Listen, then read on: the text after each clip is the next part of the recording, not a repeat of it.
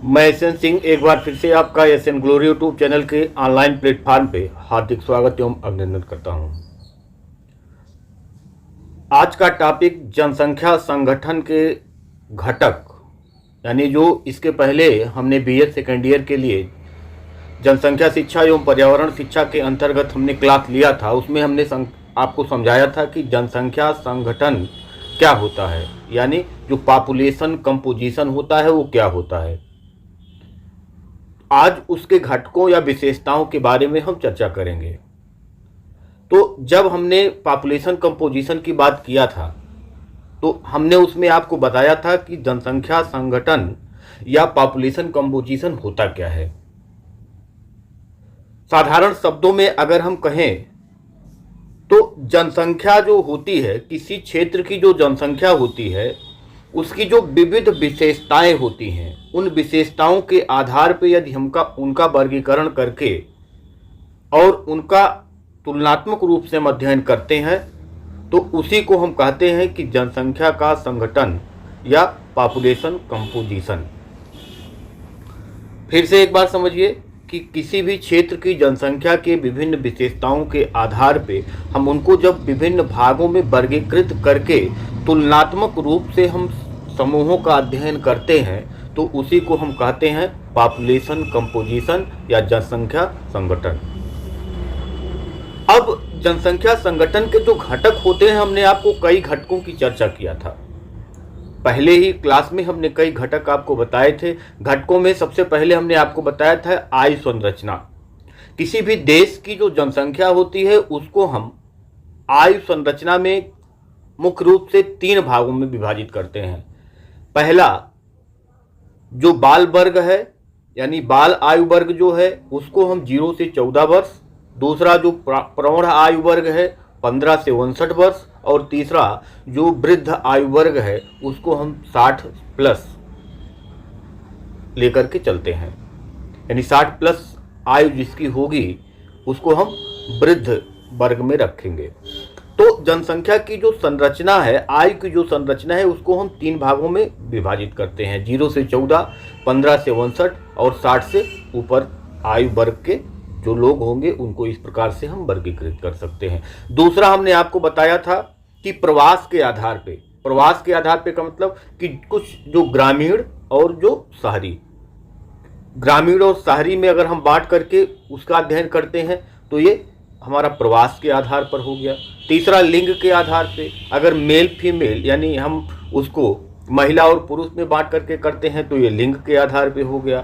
उसके अलावा हम व्यवसाय के आधार पे, हमने बताया था आपको कि प्राथमिक, द्वितीयक, तृतीयक, चतुर्थ, पंचम, इस टाइप से हमारे जो क्रियाएं होती हैं उसी के आधार पे हमारे व्यवसाय का वर्गीकरण किया जाता है। इसके अलावा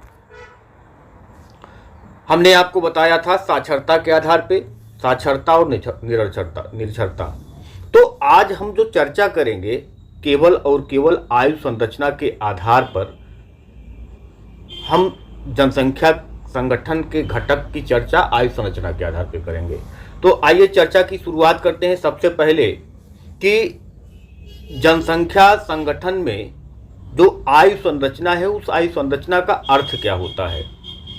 तो किसी स्थान की जनसंख्या को, किसी स्थान की जनसंख्या को यदि हम विभिन्न आयु वर्गों में बांट करके उसका अध्ययन करते हैं तो इसी को हम कहते हैं कि आयु संरचना।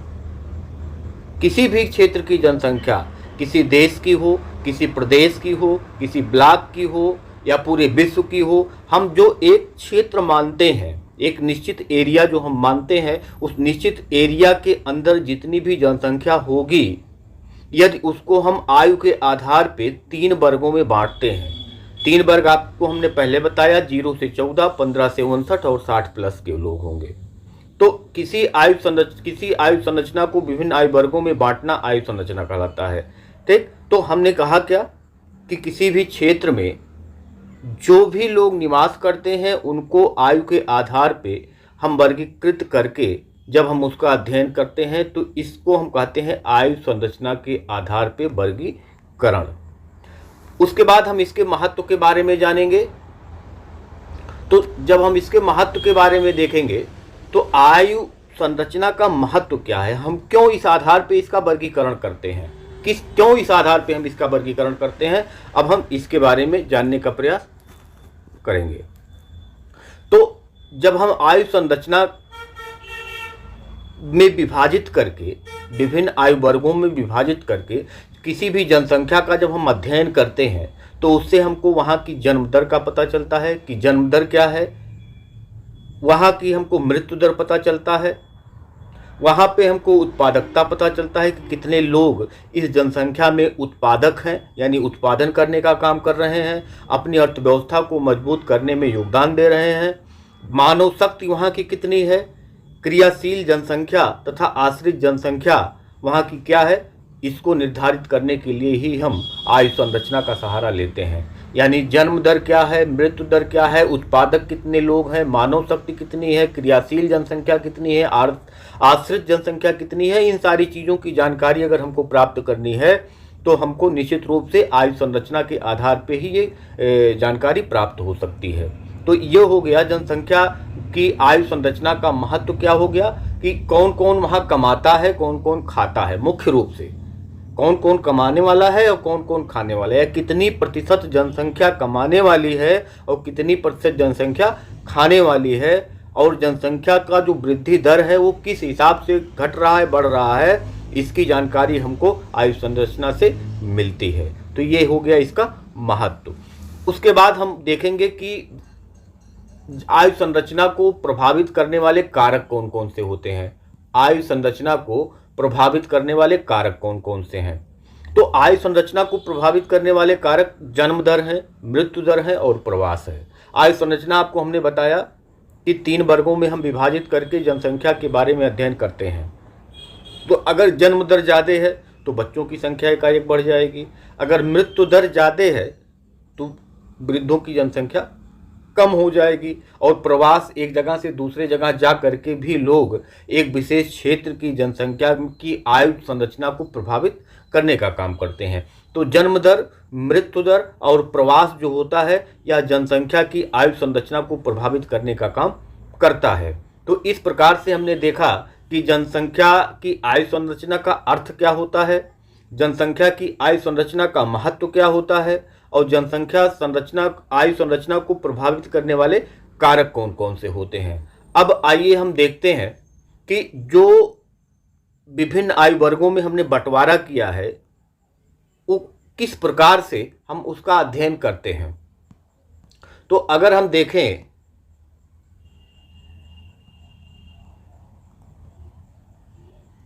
तो हमने आपको बताया कि हम 3 वर्गों में इसको बांटते हैं।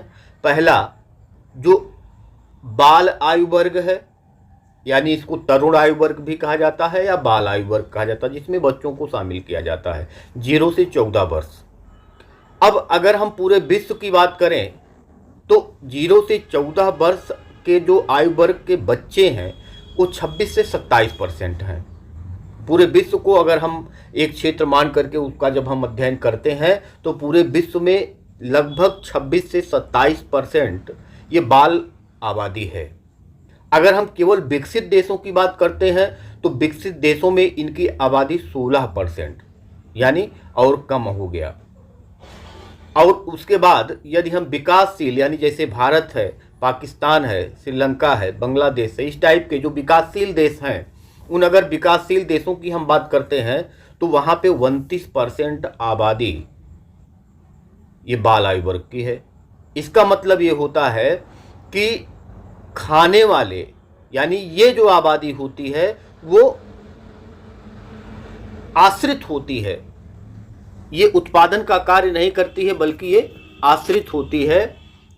तो इस प्रकार से हम देखेंगे अगर भारत की हम बात करें तो भारत में इनकी आबादी 29.5% यानी सबसे ज़्यादा आपको नज़र आ रहा होगा कि विश्व में 26-27% है, विकसित देशों में 16% है, विकासशील देशों को मिलाया जाए तो 29% है, जबकि भारत में यह आबादी 29.5% है।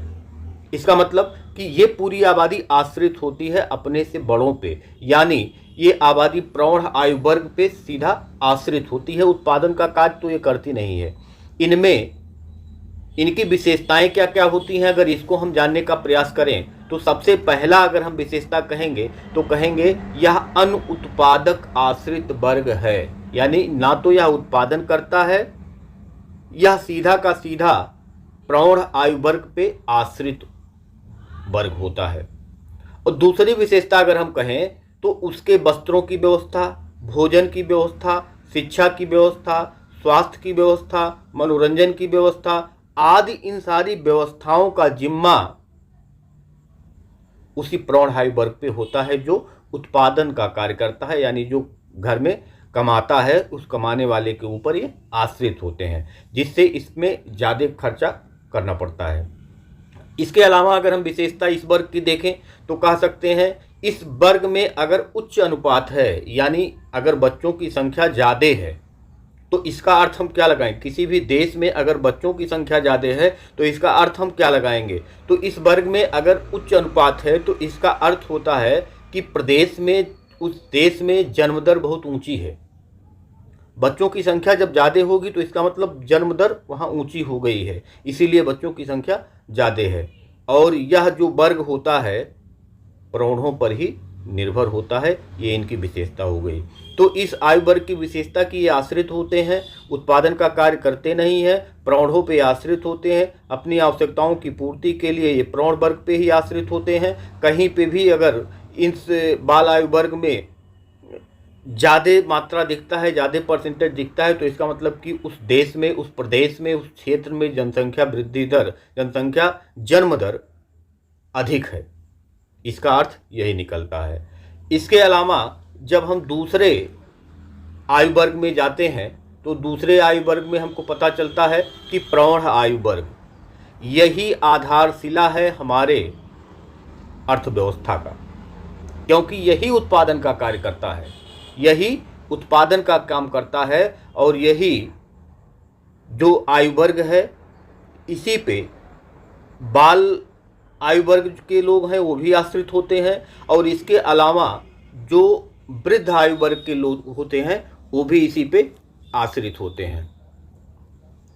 तो अगर हम इस आयु संरचना को देखें तो विश्व में लगभग 65% आबादी इस आयु वर्ग की है। पूरे विश्व की जब हम चर्चा करेंगे तो 65% आबादी 15 से 59 वर्ग में आती है। अगर हम केवल विकसित देशों की बात करेंगे तो 68% आबादी, 68% आबादी इस वर्ग में आएगी। और फिर से अगर हम विकासशील देशों की बात करेंगे तो 65% यानी 65% आबादी प्रौढ़ आयु वर्ग के अंतर्गत आती है। और अगर हम भारत की बात करते हैं तो यहाँ ये घट जाता है 62.5%। भारत में प्रौढ़ आयु वर्ग 15 से 59 वर्ग की जो जनसंख्या है वह कुल जनसंख्या का 62.5% है। इसका अर्थ क्या होता है, अर्थ जानने के लिए हम इसकी विशेषताओं पे चलते हैं। सबसे पहली विशेषता इसकी होती है कि यही वह वर्ग है जो उत्पादन का कार्य करता है और क्रियाशील जनसंख्या होता है। यानी कार्यशील जनसंख्या जो होता है और जो उत्पादन करने का कार्य होता है वह यही आयु वर्ग करता है। दूसरा कि अपनी अर्थव्यवस्था में योगदान देने वाला यह एकमात्र आयु वर्ग है, ना तो बाल आयु वर्ग और ना तो वृद्ध आयु वर्ग, दोनों भी अर्थव्यवस्था में योगदान देने का काम नहीं करते हैं।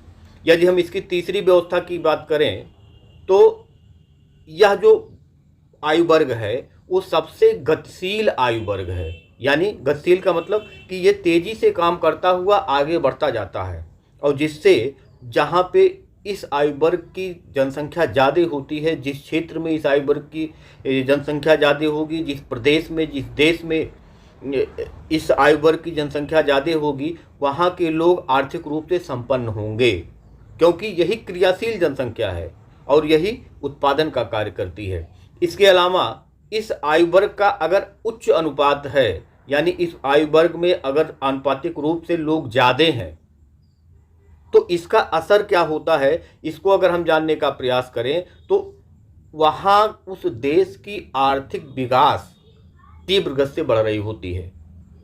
जिस भी देश में इस आयु वर्ग की जनसंख्या सबसे ज़्यादा होगी, आप देखेंगे कि वहाँ की जो आर्थिक स्थिति है वो सबसे मजबूत होती चली जाएगी। तो सबसे ज़रूरी है 15 से 59 वर्ग, यही उत्पादन का कार्य करता है। इसके अलावा यह वर्ग जो होता है वह बाल आयु वर्ग और वृद्ध आयु वर्ग दोनों की देखभाल करने का काम यह आयु वर्ग करता है। तो आपको यहाँ देखना क्या है कि यही महत्वपूर्ण आयु वर्ग है। जहाँ पे ये ज़्यादा होंगे वहाँ की अर्थव्यवस्था अच्छी होगी, जहाँ पे ये कम होंगे वहाँ की अर्थव्यवस्था उतनी अच्छी नहीं होगी।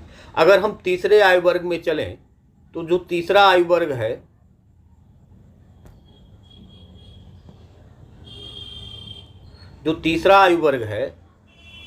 वो